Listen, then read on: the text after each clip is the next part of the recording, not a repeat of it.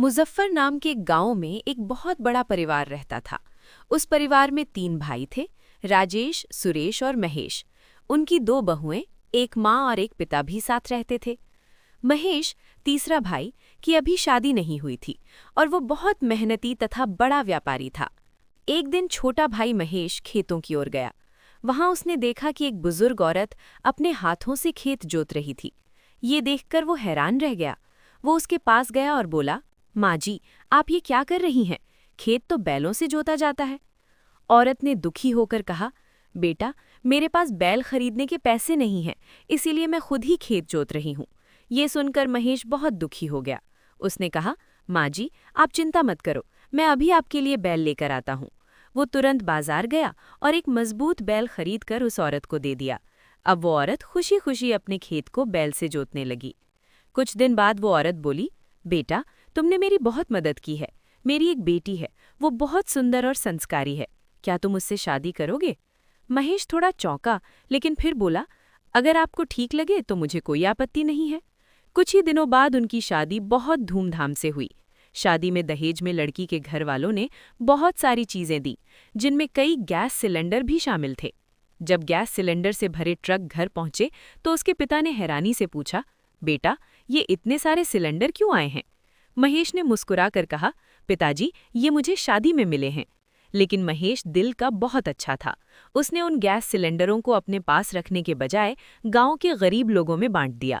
इससे पूरे गांव में उसकी बहुत तारीफ हुई और वो अपनी पत्नी के साथ खुशी खुशी जीवन बिताने लगा। इसके बाद गांव के लोग महेश को बहुत सम्मान देने लगे। हर कोई उसकी तरह दयालु और मददगार बनने की कोशिश करने लगा। महेश की पत्नी भी उसका साथ देती थी और दोनों मिलकर गरीबों की मदद करते थे। धीरे धीरे उनका एक छोटे से गांव में मोहन नाम का एक गरीब भिखारी रहता था। उसका कोई परिवार नहीं था। वो रोज गांव में भीख मांगकर अपना पेट भरता था। कभी उसे रोटी मिल जाती तो कभी उसे भूखा ही सोना पड़ता था। एक दिन वो बहुत थका हुआ जंगल के रास्ते से जा रहा था। तभी उसे एक बूढ़ा साधु मिला। साधु ने उसकी हालत देखी और दया आ गई। साधु ने कहा, तुम बहुत गरीब हो, लेकिन तुम्हारा दिल साफ है। मैं तुम्हें एक जादुई गाय देता हूं। साधु ने अपनी लाठी घुमाई और अचानक वहां एक सुंदर सफेद गाय प्रकट हो गई। साधु ने कहा, जब भी तुम प्यार से कहोगे, गाय माँ मुझे भोजन दो, तो ये तुम्हें स्वादिष्ट खाना देगी। लेकिन याद रखना, लालच मत करना। मोहन बहुत खुश हुआ। उसने गाय से कहा, गाय माँ मुझे भोजन दो।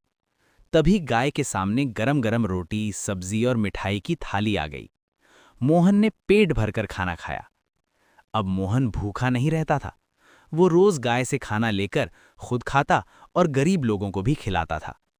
कुछ दिनों बाद उसकी जिंदगी आराम से चलने लगी। लेकिन धीरे धीरे मोहन के मन में लालच आ गया। उसने सोचा, अगर ये गाय मुझे खाना दे सकती है तो क्यों ना मैं इससे सोना और बहुत सारा पैसा मांगूं, फिर मैं बहुत अमीर बन जाऊंगा। एक दिन उसने गाय से कहा, गाय माँ मुझे सोना और बहुत सारा पैसा दो। जैसे ही उसने लालच से ये बात कही, अचानक तेज रोशनी हुई और जादुई गाय वहीं से गायब हो गई। मोहन हैरान रह गया। उसने गाय को बहुत ढूंढा, लेकिन वो कहीं नहीं मिली। अब उसे फिर से भीख मांगकर ही गुजारा करना पड़ा।